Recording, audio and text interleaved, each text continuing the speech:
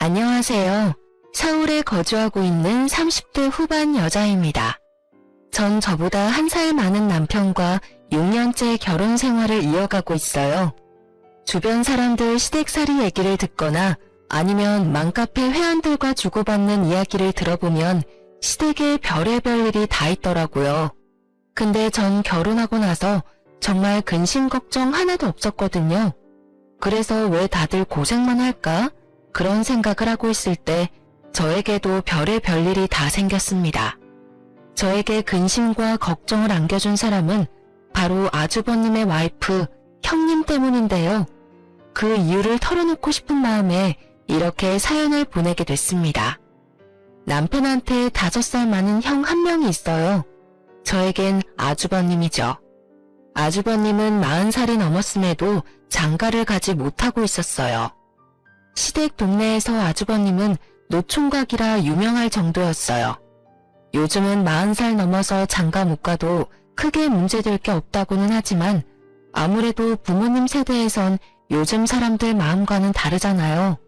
그래서 제가 소개팅은 3번 정도 해주기도 했고 남편도 몇 번 해주기도 했어요. 근데 항상 아주버님이 차이더라고요. 제 눈으로 봤을 땐 성실하고 돈도 잘 모으고 게다가 정육점 가게까지 운영하고 있어요. 근데 왜 여자들이 좋아하지 않을까 생각해봤는데 사람이 여자 앞에서 너무 바보가 되더라고요. 완전 어른이 돼버려요. 그래서 아주버님도 결혼을 포기하려고 할 때 마지막으로 주선 자리에 나가게 됐어요. 정육점 단골 손님이 마련한 자리였는데요. 주선 상대는 아주버님보다 10살이나 어린 여자였는데요. 아담하고 귀여운 스타일이더라고요. 다행히 그 여자분도 아주버님이 마음에 들었나 봐요. 그렇게 3번 정도 데이트하고 아주버님이 이 여자를 놓치고 싶지 않아 바로 청혼을 했다고 합니다. 그렇게 저에게 어린 형님이 생겼어요. 아무리 저보다 어리다고 해도 형님 대우를 똑바로 해야 되겠다 싶어 제가 먼저 다가가고 친한 척을 했어요. 저도 저지만 형님도 나이 많은 동서 대하는 게 당연히 어려울 거잖아요. 제가 먼저 다가간 덕분에 형님도 저한테 쉽게 다가올 수 있었어요. 형님이 저희 가족이 된 이후 초반엔 정말 저한테 잘해주고 시댁 일도 먼저 나서서 하더라고요. 형님이 생긴 덕분에 제가 시댁에서 할 일이 반이나 줄어서 편했어요. 근데 시간이 지나면 지날수록 형님이 점점 변해가는 게 보였어요. 모든 일에 나서고 열심히 하던 형님은 180도 다른 사람이 돼버렸어요. 가족들과 있을 땐 본인이 직접 일을 다 하는 척하지만 저와 단둘이 있을 땐 일 하나도 하지 않더라고요. 오히려 저한테 설거지, 장보기, 음식 만들기 등 다 시키더라고요. 동서, 갈비찜 해야 하니까 마트 가서 갈비찜 재료 다 사와. 남편이 가게에서 갈비는 가져왔으니까 양념 재료만 사오면 될 거야. 그리고 잡채 재료랑 전 재료들도 사오고. 형님, 그 많은 걸 저 혼자 사오라고요? 형님도 같이 가셔야죠. 내가 하라면 좀 해. 내가 아무리 어려도 내가 형님이잖아. 내 말 당장 들어? 알겠어? 형님이 자꾸 절 시키는 일이 많아서 같이 하자고 말하면 본인이 형님이니 자기 말을 들어야 하는 거 아니냐면서 그런 말을 하더라고요. 제가 더 따지고 들면 나이 어리다고 무시하는 거냐는 식으로 말하기도 하고요. 그래서 전 묵묵히 제 할 일을 했는데요. 음식이나 설거지 이런 거 다 해놓으면 가족들 앞에선 본인이 다 했다고 거짓말까지 합니다. 아이고, 이 많은 걸 다 너희들이 한 거야? 우리 며느리들 최고네. 에이, 이거 다 제가 한 거예요, 어머님. 동서는 옆에서 배우기만 했고요. 아, 그래. 우리 첫째가 최고다, 최고. 뒤늦게 우리 가족이 돼서 적응하기 힘들 줄 알았는데 이젠 알아서 척척 다 잘하는구나. 어머님은 그런 형님을 오구오구 이뻐하세요. 사실 어머님도 제가 다 한 걸 아는 눈치였어요. 어머님이 제 손맛을 분명 아시기 때문이죠. 그래도 형님이 기죽을까봐 칭찬을 해주십니다. 이런 일이 하도 많아서 전 집에서 엄청 울었습니다. 남편은 그런 절 달래주면서 안아줬네요. 내가 고생이란 고생은 다 하고 왜 다들 형님 칭찬만 하냐고. 당신이 고생한 거 다 알아. 근데 그 자리에서 형님 기죽일 순 없으니까 그렇게 한 거지. 뒤에선 엄마가 당신 고생한 거 다 알고 마음 아파해. 어린 형님 있는 것도 서러울 텐데 앞에서 형님이 그렇게 여우같이 행동하니까 얼마나 더 힘들겠냐면서. 다들 알고 있을까 너무 속상해하지 마. 아무리 그래도 그렇지. 나이 어려도 그래도 형님이니까 내가 참아야지 생각하다가도 날 너무 아랫사람으로만 생각하는 형님 태도 때문에 참기 힘들어. 알아. 충분히 이해해. 다음에 이런 일 또 있으면 내가 안 참을게. 그러니까 이번만 참고 넘어가줘. 이럴 때마다 내 편을 들어주는 남편 덕분에 그래도 잘 넘어갈 수 있었어요. 그러던 어느 날 명절이 돼서 크게 일이 터진 적이 있어요. 원래 명절 때마다 시댁에서 싸움 한 번 터진다고 하는데 저희 시댁에서도 터질 줄은 몰랐네요. 사실 저희 시댁은 사이가 정말 좋은 편인데 형님이 저희 식구가 된 이후부터 부쩍 다툼이 늘게 됐었는데요. 그건 바로 형님의 질투 때문이었어요. 저희 부부는 맞벌이를 하고 있지만 아주버님 부부는 홀벌이로 생활하고 있어요. 원래 형님께서 시집 오기 전에 작은 네일샵 아르바이트로 일하고 있다고 들었어요. 형님 꿈이 결혼하면 전업주부로 생활하는 거였다고 하네요. 아주버님은 정육점 하나를 운영하고 있지만 결혼 전에 비해서 가게 운영이 좋지 않아 좀 힘들어했어요. 생활 자체는 크게 지장은 없었지만 여유가 있는 편은 아니었어요. 사실 아주버님도 형님이 일하시길 바랬지만 형님한테 일 다시 시작하면 어떠냐고 물어보면 그때마다 버럭버럭 짜증을 내거나 며칠 삐진다고 하더라고요. 한번 일 안 하기 시작하니까 그게 몸에 익숙해져서 그런지 일을 하기 너무 싫어한다고 아주버님께 들은 적이 있어요. 반면 저희 부부는 맞벌이로 생활하기도 하고 저와 남편 모두 벌이가 좋은 편이라 저축도 많이 하는 편이고 그 외에 남는 돈도 많아서 여유가 있어요. 그래서 명절이나 어버이날 같은 경우 저희는 시부모님과 친정부모님께 항상 아낌없이 드리는 편이에요. 형님이 시집 오기 전부터 그렇게 꾸준히 해왔었고요. 언제 한번 설날에 있었던 일이었어요. 저희 부부는 설날이기도 해서 시아버님과 시어머님께 각각 용돈 30만 원씩 드렸어요. 이 말고도 가볍게 입을 수 있는 커플 셔츠 하나씩 사서 갔었습니다.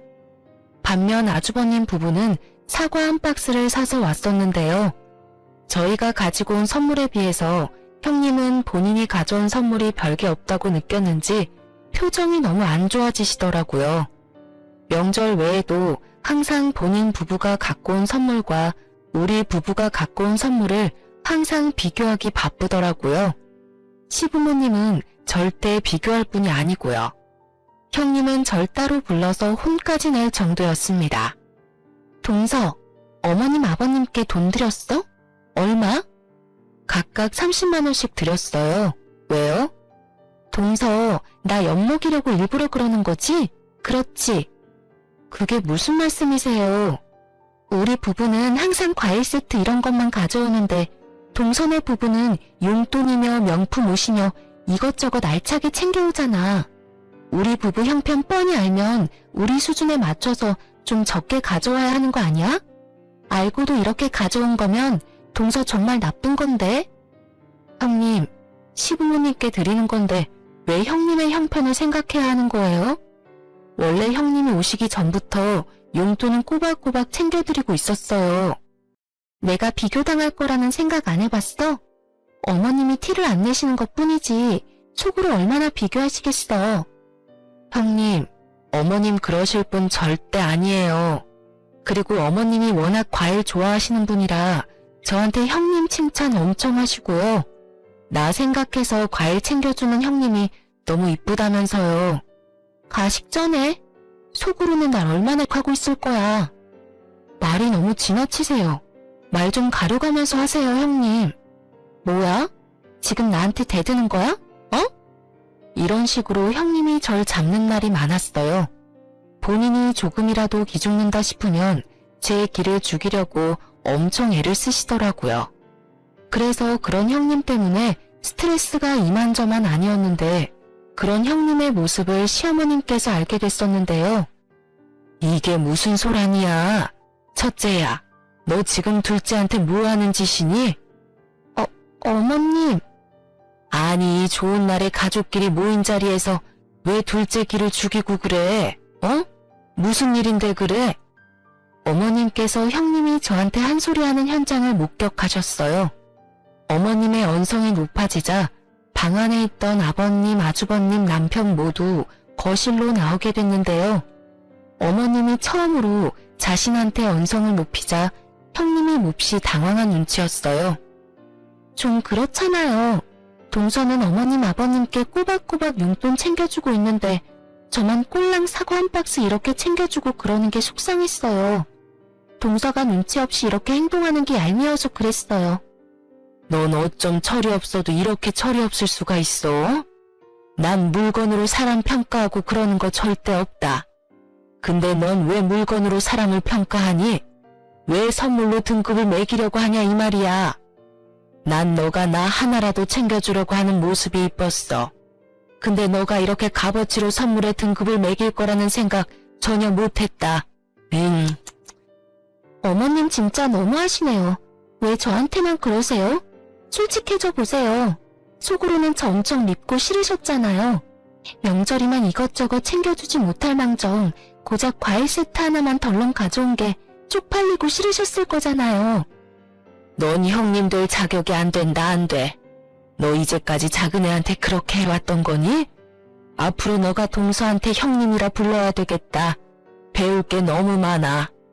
작은애는 오히려 너 칭찬하고 있는데 왜 넌 작은애를 못 잡아먹어서 안달이니? 됐습니다. 어머님이 동서 편만 들 거면 저 오늘 가져온 선물 도로 가져갈게요.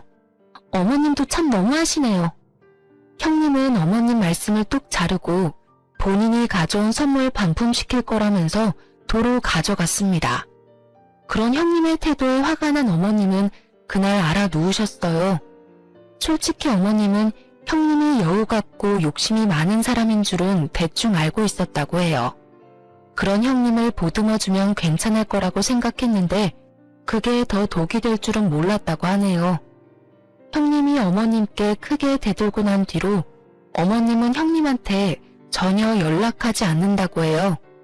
형님이 용기 내고 전화드려도 절대 받지 않았고요.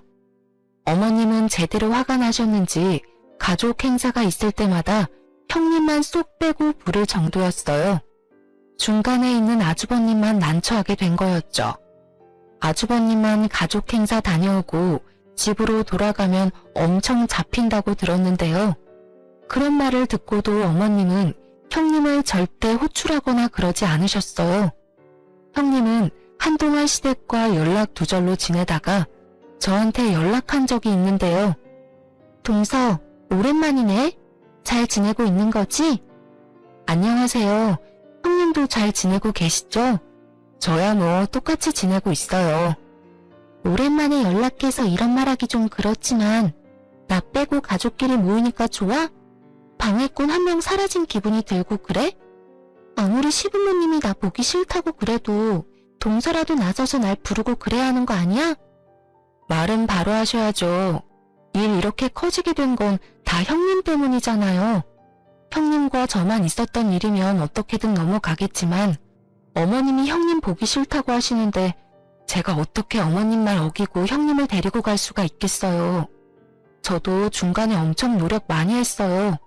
근데 어머님이 형님 보기 싫다고 하는데 저보고 어쩌라는 거예요. 동서 정말 못된 사람이구나. 완전 왕따 주동자네 주동자야. 이거 사회 매장감인 거 알고는 있는 거지? 저는 몰라요. 형님이 벌인 일이니까 형님이 책임지고 해결하세요.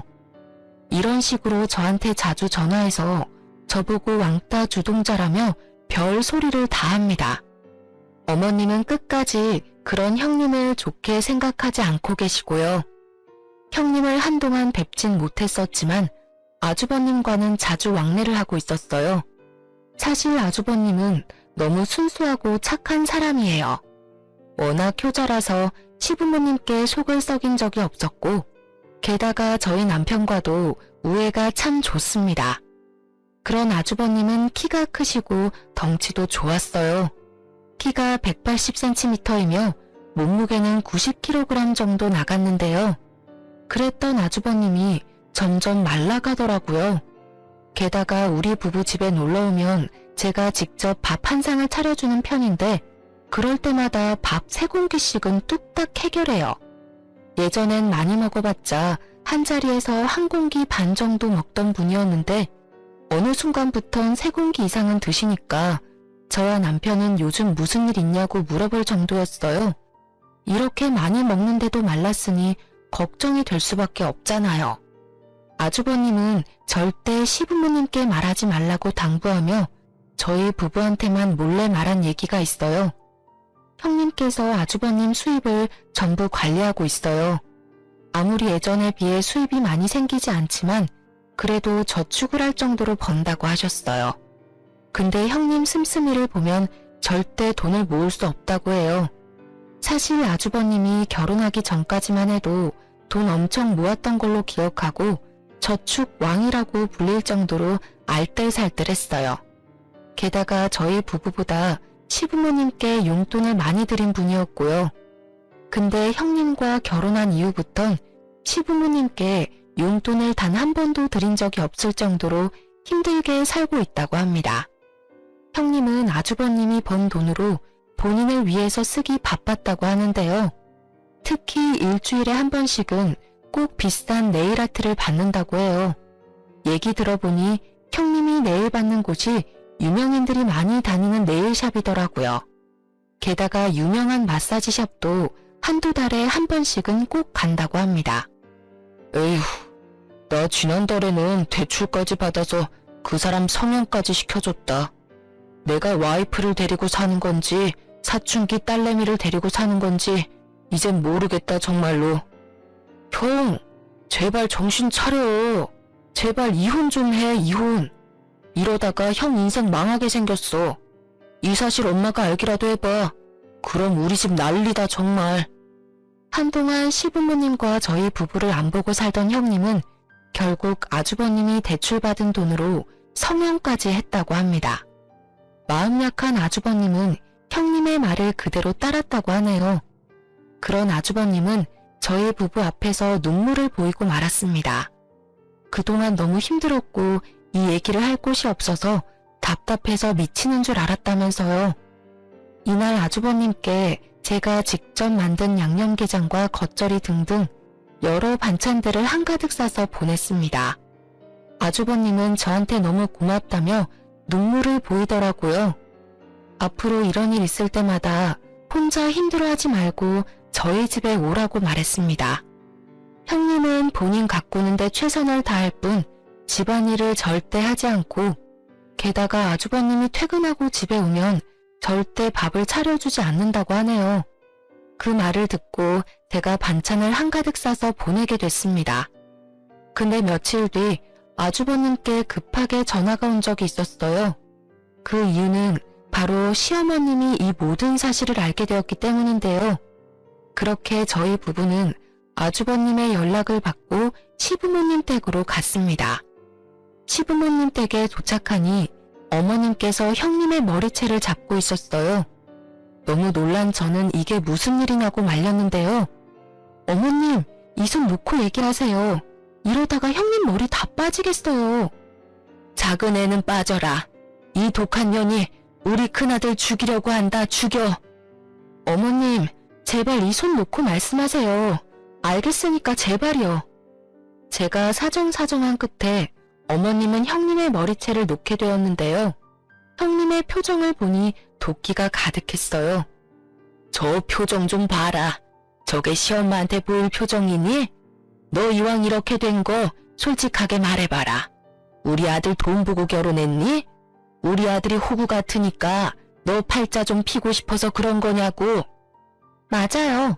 저도 그런 줄 알고 결혼했는데 저랑 결혼하고 나서 정육점 매출 뚝 떨어진 거 보고 괜히 결혼했다 싶더라고요. 뭐? 아무리 그래도 그렇지. 이왕 결혼했으면 마음 제대로 먹고 잘 살아볼 생각을 해야지. 남편 밥 한 끼 제대로 안 챙겨주고 신랑이 벌어다 준 돈을 그렇게 펑펑 쓰고 다니면 어떡해? 어머님이야말로 너무하셨어요. 그동안 저만 쏙 빼고 가족들끼리 다 같이 모여서 지내니까 행복하셨어요? 저 어머님한테 엄청 실망했습니다. 형님의 머리채까지 잡게 된 이유에 대해서 시어머니 말씀을 들어보니 형님과 다시 화해하고 싶어서 아주버님 댁에 갔었다고 해요. 근데 집에 있어야 할 형님은 없고 아주버님이 라면으로 끼니를 때우고 있었다고 합니다. 게다가 집을 대충 둘러보니 청소가 하나도 되어 있지 않고 돼지우리라고 해도 믿을 정도로 엄청 지저분했다고 해요. 게다가 공과금 같은 게 몇 달째 밀린 상태였고요. 그래서 아주버님께 화내면서 사실대로 말하라고 했고 그제야 솔직하게 말했다고 합니다. 그 타이밍에 형님이 집에 들어오게 됐고 어머님이 형님 정신교육 좀 시켜보겠다고 머리채를 잡고 오게 된 거라고 합니다. 하지만 형님은 정신 차릴 생각 전혀 없었어요. 오히려 어머님께 바락바락 대들 뿐 더 엇나가기 시작하더라고요. 저 이 사람이랑 결혼하고 나서 단 한 번도 행복한 적 없었어요. 그게 다 동서랑 어머님 때문이에요. 어머님은 저만 쏙 빼고 가족들 불러서 행복하게 시간 보내려고 하고 어머님이야말로 왕따 주동자예요. 동서도 마찬가지야. 어머님이 그러면 동서라도 나서서 나 불러야 됐던 거 아니야? 여우처럼 어머님한테 잘할 생각이나 하고. 아이고, 우리 집에 악귀가 들어왔다, 악귀가. 어머님은 형님이 꼴도 보기 싫다고 당장 나가라고 소리를 치셨습니다. 형님도 어머님이 꼴도 보기 싫다고 소리를 지르면서 나갔었고요.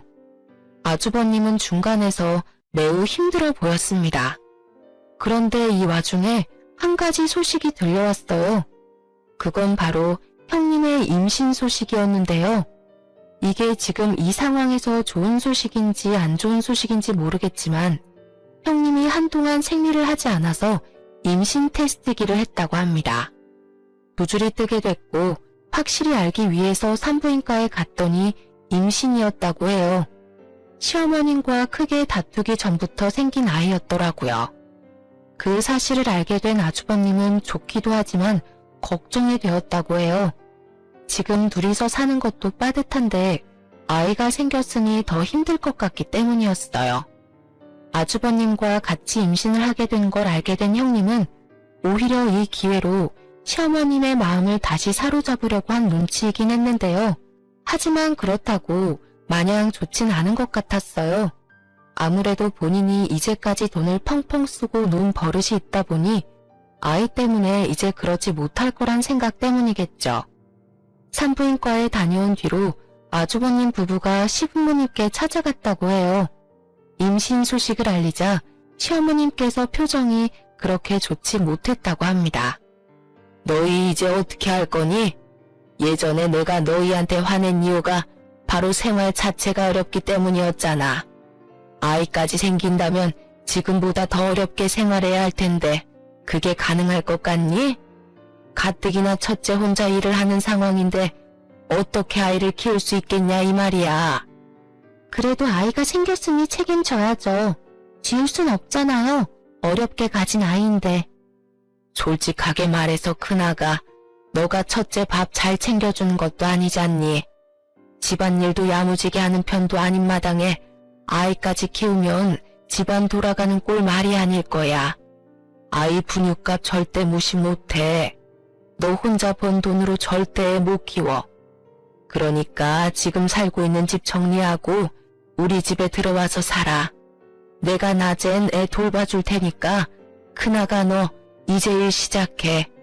애기 유치원 들어가기 전까지 내가 돌봐주겠다고 약속할 테니까 그때까지 돈 차곡차곡 모아서 그때 분가해. 그게 아이를 위해서도 좋아. 싫어요. 아무리 저희 부부가 힘들게 산다고 해도 어머님 집에 들어가기 싫어요. 애기가 유치원 다닐 때까지 여기서 지낸다면 그동안 어머님이 저한테 얼마나 눈치 주고 그러시겠어요? 가뜩이나 저 어머님께 미운 털 제대로 박힌 상태인데 지금 어머님 댁에 들어가면 더 미움받을 게 분명하잖아요. 엄마, 말씀은 너무 고맙지만 이 사람이 싫다고 하네. 나도 이 사람이 싫다고 하면 나도 굳이 들어갈 생각은 없어. 엄마가 우리 신경 써준 건 너무 고마운데 우리가 먼저 키워보고 정 안 되겠다 싶으면 그때 들어갈게. 아휴, 됐다. 내가 괜히 말 꺼냈지. 나중에 애 키워달라고 해도 대신 키워줄 생각 전혀 없어. 너희가 니들 복 발로 걷어찬 거야. 우리 집 장손이라서 잘 좀 챙겨줄 생각이었더니만 네 와이프가 복을 발로 찬다 차. 이 일이 있고 나서 어머님이 직접 저한테 전화하셨는데요. 이 모든 상황을 설명해 주시면서 형님 욕을 그렇게 하시더라고요. 단단히 삐진 모양입니다. 잘해보려고 해도 형님 행동을 보면 잘해보고 싶은 마음이 싹 사라진다고 하시네요. 저도 어머님의 말을 듣다 보면 형님이 도대체 왜 이러시나 싶더라고요. 그리고 어머님이 형님 욕을 다 하신 후 갑자기 태몽에 대해 말씀해 주셨어요. 엄청 휘황찬란한 태몽이길래 그 꿈이 혹시 형님 아이 태몽이 아닐까 싶었거든요.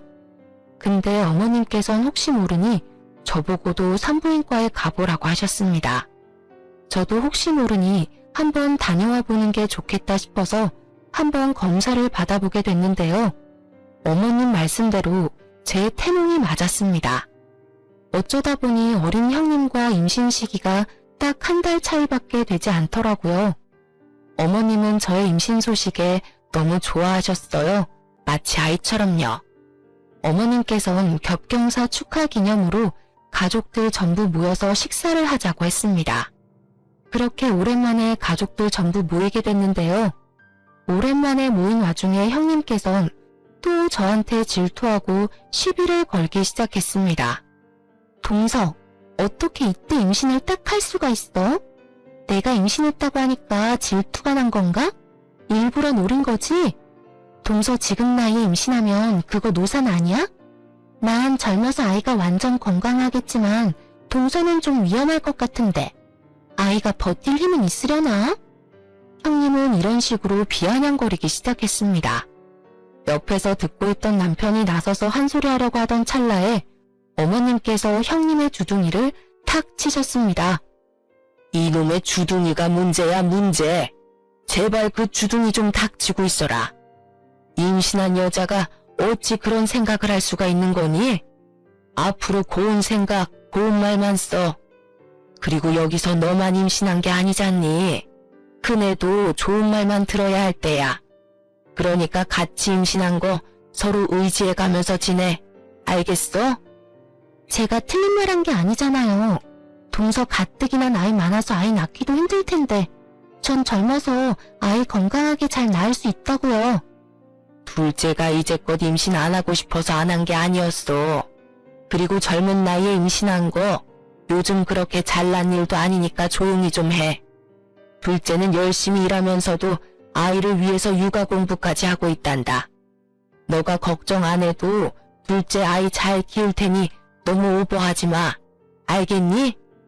어머님이 저의 편을 들어주시니 엄청 든든하더라고요. 예전에 서운했던 마음이 싹 사라졌는데요. 그리고 어머님께서 식사를 하고 있던 중 저희 두 부부에게 용돈까지 주셨는데요. 아주버님 부부와 저희 부부 모두 놀랬어요.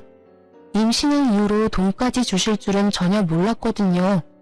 저희 부부한텐 300만 원, 형님네 부부에겐 500만 원을 주셨는데요. 돈 액수를 보고 또다시 서운한 마음이 확 몰려왔지만 애써 감췄어요. 어머님이 절대 편애할 분이 아니기 때문에 다 이유가 있을 거라고 생각했죠. 아가, 좀 서운하겠지만 아무래도 첫째네가 혼자 돈을 벌고 있지 않니? 가뜩이나 빠듯한 편일 텐데 아이까지 낳으면 더 힘들 게 뻔하니까 첫째네는 200만 원 더 넣었다. 아이 낳으면 이걸로 산후조리 잘해. 괜찮아요, 어머님. 저희까지 이렇게 안 챙겨주셔도 되는데 신경 써주셔서 정말 감사합니다. 어머, 어머님 너무 감사해요. 저한테 500만 원까지 안 주셔도 되는데 차라리 저 300만 원을 저한테 주시지 그러셨어요. 너 제발 비아냥거리는 말투 좀 고쳐라. 너가 이뻐서 200만 원 더 준 거 아니다.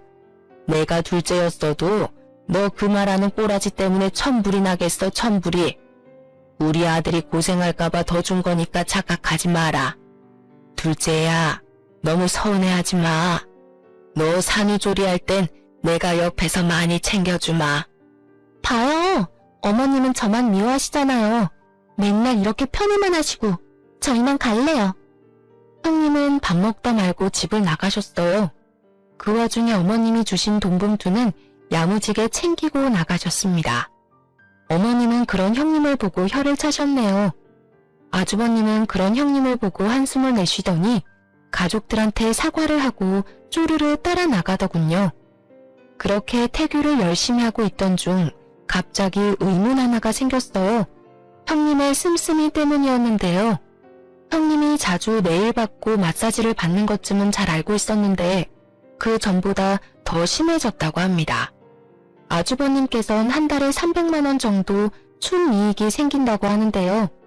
그런데 형님의 씀씀이를 볼 땐 약 200만 원 넘게 쓰는 것 같더라고요. 어머님도 그렇고 저희 부부도 그게 좀 의심스럽더라고요. 남편한테 형님이 좀 이상한 것 같다고 말하니 남편이 솔직하게 말해주더라고요. 사실 내가 형한테 돈을 조금씩 빌려주고 있었어. 20만 원, 30만 원 이런 식으로 빌려줬었는데 그게 벌써 3천만 원이나 돼버렸네. 근데 당신도 알잖아. 우리 형 정말 불쌍한 거. 가뜩이나 혼자 벌고 있는데 형수님이 워낙 씀씀이가 크니까 생활 자체가 안 된다고 하더라고. 나라도 좀 돕고 싶더라고. 뭐라고? 그래도 그렇지. 그렇게 많이 빌려주면 어떡해. 나한테 말이라도 좀 하고 빌려주던가. 아, 앞으로 그렇게 자주 빌려주지 마. 해줄 상황이 오면 꼭 나한테 말하고 빌려줘. 아주버님이 얼마나 힘들게 살고 있는지 저도 충분히 알고 있기 때문에 이번 일은 그냥 덮어두기로 했어요.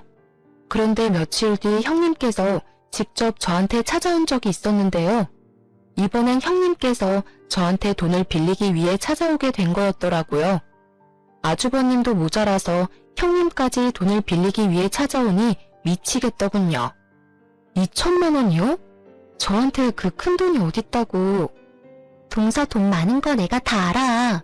대기업 다니면서 2천만 원 돈 금방 모았을 거잖아. 게다가 동선의 친정 부자라며. 나 정말 급해서 그래. 딱 한 번만 빌려주면 안 돼? 도대체 그 큰 돈이 왜 필요하신 건데요? 이유 들어보고 빌려줄지 말지 결정할게요. 사실 우리 친정엄마 암이래. 그것도 자궁암. 동서도 알잖아. 내 친정 그렇게 사정 좋지 않은 거.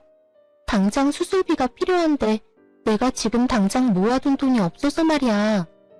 형님의 어머님께서 암에 걸렸다는 말에 마음이 약해지더라고요. 가뜩이나 형님도 임신한 상태라서 신경 쓸 게 한두 가지가 아닐 텐데 그래서 전 마음이 약해져 돈을 빌려주기로 했습니다. 그 대신 차용증을 쓰기로 했어요. 형님은 저한테 정말 잘하겠다고 말하며 그 돈을 덥석 가져갔습니다. 근데 형님이 저한테 돈을 빌려간 다음으로부터 큰 사건이 터지고 말았어요. 형님께 돈을 빌려준 그 당일날 남편한테 형님께 돈을 빌려줬다고 말하며 형님네 친정어머니가 암에 걸렸다는 사실도 같이 알려줬거든요.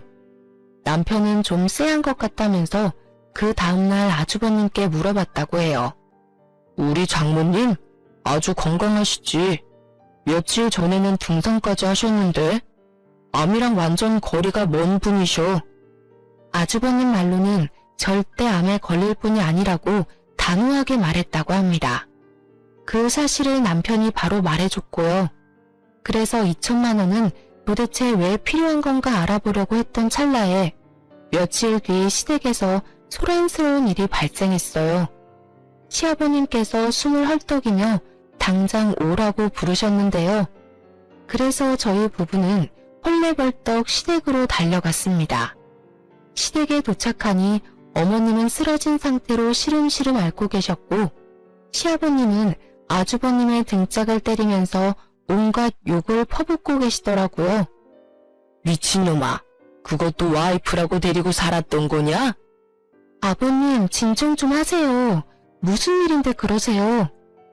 둘째 애야, 네 형님 좀 어떻게 해봐라, 어? 너 형님 뱃속에 있는 아이가 첫째 애가 아니란다. 다른 남자랑 두 집 살림하고 있었다네. 그 남자 아이래. 아이고. 네? 그게 무슨 말씀이세요? 아주버님 아이가 아니라고요? 자세히 얘기를 들어보니 형님은 진작부터 다른 남자가 있었다고 해요. 결혼하고 난 뒤 중간부터 다른 남자와 바람을 피고 있었는데 그 남자와 살림까지 차렸다고 합니다. 그렇게 두 집 살림을 하고 있던 중 그 상간남의 아이를 가졌다고 하네요. 임신한 사실을 알게 된 후 아주버님이 다른 남자 애라는 걸 알게 될까봐 일부러 아주버님과도 잠을 잤다고 하네요. 그 말을 듣는데 어찌나 소름이 돋던지. 이 사실을 밝혀낸 건 다름 아닌 시어머니셨는데요. 어머님이 우연히 길을 지나가다가 상간남과 있는 형님을 발견한 후 미행을 해서 알아냈다고 하네요. 그 충격에 어머님이 쓰러지신 거고요. 전 이 사실을 듣자마자 저 혼자서 형님이 있는 집으로 찾아갔습니다. 아주버님 댁으로 가니 형님이 안절부절 못한 상태로 있더라고요. 형님은 제가 찾아온 걸 보고 놀랬는지 식은땀을 흘리더군요. 형님, 저 다 알고 왔어요. 그 아이 다른 남자 아이라면서요? 형님, 아니, 야, 너 정말 간도 크다. 어떻게 바람 피고 있는 주제에 친정 부모까지 팔아가면서 나한테 돈을 빌릴 생각까지 했니? 미안하지도 않아? 어? 지금 너 때문에 우리 시어머님 쓰러지셨어. 이거 어떻게 책임질래? 동서, 내가 정말 미안해. 제발 동서만이라도 내 입장 이해해줘. 나 지금 너무 무섭고 정신이 하나도 없어. 그건 너 사정이고 이제까지 어린 주제에 싸가지 없이 기어오르길래 뭘 믿고 일어나 싶었는데 그냥 못 배워서 그런 년이었구나. 어떻게 하면 그렇게 뻔뻔할 수 있는 거야? 됐고 나한테 빌려간 2천만 원이나 돌려줘. 벌써 2천만 원 다 쓴 거 아니지? 나 그 돈 없어. 지금 돌려주고 싶어도 이미 다 쓴 상태야. 나한테 시간을 줘. 앞으로 동서가 하라는 일 다 하면서 살게. 그러니까 한 번만 봐줘. 너 이번 달 안으로 나한테 빌려간 2천만 원 갚아. 그리고 오늘 내로 우리 시댁 부모님한테 가서 모든 일 설명하고 사죄해. 알겠어? 이날 저한테 무릎까지 꿇고 사과를 하더라고요. 당장 돈이 없다는 거, 돌려줄 돈이 없다면서 불쌍한 척은 다 하는데 전 그런 형님의 모습이 눈에 들어오지 않았습니다. 전 그런 형님한테 욕을 하면서 제가 이제까지 담아둔 모든 일들에 대해서 다 털어놓게 됐어요. 형님은 웬일로 그런 이야기를 듣고도 묵묵히 듣고만 있는지 예전 같으면 이런 말 들으면 맞대응을 했어야 했거든요. 그리고 제 말대로 형님은 그날 시댁에 찾아가서 눈물 콧물 흘리면서 두 손 두 발 다 빌고 사과를 했다고 하는데요. 그때 시어머님은 형님의 뺨을 때리며 입에 담을 수 없는 욕까지 퍼부었다고 합니다. 전 아이 때문에 그 상황을 전부 목격할 수는 없었지만 남편 말로는 그날 형님 아이가 유산이 안 된 게 용하다 싶을 정도였다고 하네요.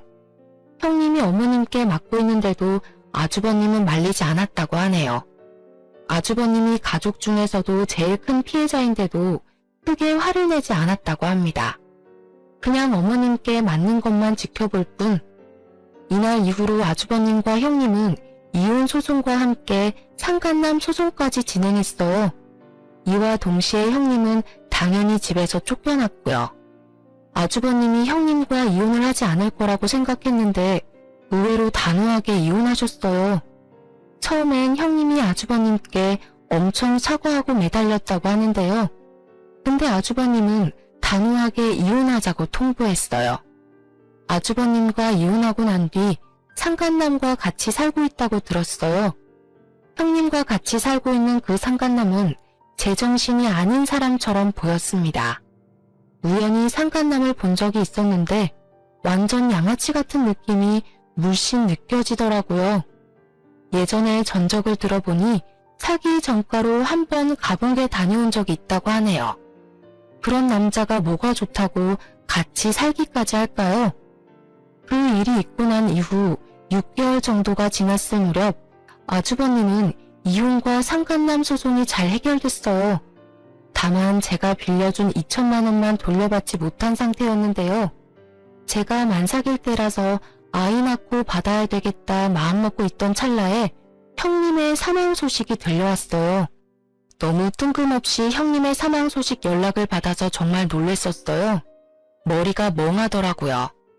알고 보니 형님께서 자연분만으로 출산을 하다가 출산 중 경련이 일어나 돌아가셨다고 하는데요. 형님의 친정어머니께서 직접 연락을 주셨었어요. 전 그때 임신하고 있던 중이라서 장례식장에 가진 못했었지만 시부모님 그리고 아주버님은 장례식장에 다녀왔어요. 남편 말로는 장례식장에 상간남은 없었다고 하네요. 알고 보니 상간남은 출산을 하던 중 잠수를 탔다고 하네요. 원래 같이 살고 있을 때부터 사이가 좋지 않았는데 아이까지 책임지기 싫은 나머지 형님의 출산 중 도망갔다고 하더라고요. 그런 남자가 뭐가 좋다고 아이까지 낳으려고 했는지 장례식을 마친 후 형님의 친정어머니께서 저희 부부한테 연락을 한 뒤 찾아왔었는데요. 어쩐 일로 오셨어요? 이렇게 갑자기 찾아와서 미안해요. 우리 딸이 그렇게 못된 짓을 하고 다닐 줄은 몰랐어요. 저도 얼마 전에 알게 된 사실이었고요. 딸 아이가 출산하기 전에 저한테 말해주더라고요. 동서한테 2천만 원 빌린 돈이 있다고. 그거 갚아야 하는데 어떻게 갚아야 할지 모르겠다면서요. 그거 제가 대신 갚으려고 찾아왔어요. 아, 천천히 갚으셔도 되는데 지금 제일 많이 속상하신 분은 그쪽이실 텐데요. 그래도 드려야 할 돈은 드려야 하니까요. 그동안 제 딸아이 때문에 고생 많으셨어요. 정말 죄송합니다. 제가 대신 사과드릴게요. 형님의 친정어머니께선 돈을 갚기 위해 직접 찾아오신 거였어요. 계좌 이체만 하고 안 보면 그만이지만 그래도 이체까지 형님이 한 잘못이 있어서 대신 사과하고 싶어 직접 찾아왔다고 하네요. 우리 부부에게 대신 갚은 2천만 원 돈은 어머니께서 직접 대출을 받아서 주신 돈이래요. 처음엔 이 돈을 받아도 되는 걸까 고민이 많았지만 그래도 받았습니다. 곧 태어날 아이를 위해서라도 받는 게 좋겠다 싶더라고요. 아주버님은 형님이 돌아가신 이후로 거의 술을 달고 살았어요. 이혼하고 나서는 술까지 드시진 않았는데 사망 소식을 듣고 난 뒤로부터는 거의 술을 밥 먹듯이 드시더라고요. 그런데 산부인과에서 보호자로 등록이 된 아주버님께 연락이 갔다고 하는데요. 알고 보니 아이는 살아있었더라고요. 아이를 데려가라는 연락이 왔었다고 합니다.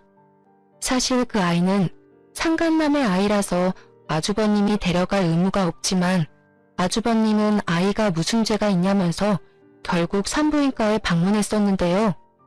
엄마, 나 이 아이 꼭 키우고 싶어. 너 미친 거야? 그 미친 계집애 데리고 살았던 것도 모자라서 애까지 대신 키운다고? 당장 보육원 보내. 이 핏덩이를 보육원에 어떻게 보내? 이 아이가 뭔 죄가 있다고 그래. 나 한번 이 아이 키워볼게. 엄마 한 번만 봐줘. 어? 살면서 엄마 속 썩여본 적이 없는 놈이 최근 들어서 다 썩인다 썩여. 너 마음대로 해. 그 대신 이 아이 내 눈에 절대 보이게 하지 마. 내 손자라고 절대 생각 안 한다. 시부모님은 당장 그 아이 보육원에 보내라고 강하게 나가셨는데 아주버님은 그 아이를 키우기로 결정했어요. 아주버님은 아이라도 키우지 않으면 다시 살아갈 의욕이 없을 것 같다고 하셨어요. 희한하게도 아주버님은 아이를 키우면서 본격적으로 일을 다시 하기 시작하셨어요. 낮에는 택배 일을 하고 있으며 밤엔 대리기사로 일하고 계세요. 아무래도 아이를 키우다 보면 여자의 손길이 필요하기도 하잖아요. 그래서 제가 가끔씩 낮에 육아도 도와주고 그러고 있어요. 집안에 여자가 잘 들어와야 한다는 말이 있잖아요. 전 그 말이 정말 맞는 말인 것 같아요. 역시 어른의 말은 틀린 게 없다고 봅니다. 가끔 아주버님을 볼 때마다 너무 불쌍한 것 같아요. 형님이 하늘나라로 가게 된 건 정말 안타깝게 생각하지만 도대체 왜 그랬는지 다시 한번 더 물어보고 싶은 마음이 들어요. 전 빌려간 2천만 원도 돌려받고 아이도 잘 출산하여 잘 키우고 있습니다. 이쁜 딸을 낳아서 키우고 있는데 다행히 절 닮아서 너무 곱네요. 시어머님도 매우 좋아하시고요. 고생이란 고생을 다하고 사셨던 우리 시부모님 속 썩이는 일 없도록 잘 지내볼 생각입니다. 제 긴 사연을 들어주셔서 정말 감사합니다.